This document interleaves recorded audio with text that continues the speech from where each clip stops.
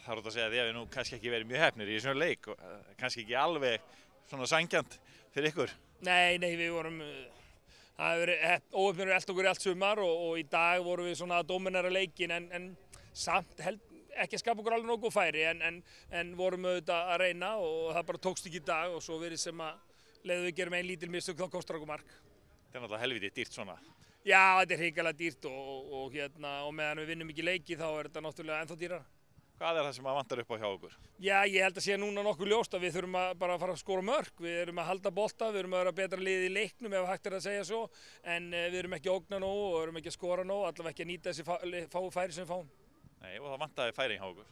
Já, við vorum að fá svona 2-3 færi, kannski 1-2 dauðafæri en mikið kannski hálffærum en alls ekki nógu góð færi til að skora, það er ljóst. Deildin er nokkuð opin en þetta hlýtur að vera mjög svona óþægileg staða, ekki það sem að menn reiknuðu með að eiga liðinu. Já, það er hárrétt, við ætluðum auðvitað ekkert að vera í einhverju botnbaráttu en menn verða að horfa á staðreyndirnar og þetta er það sem blasir við og menn verða bara að gera sér klára í það.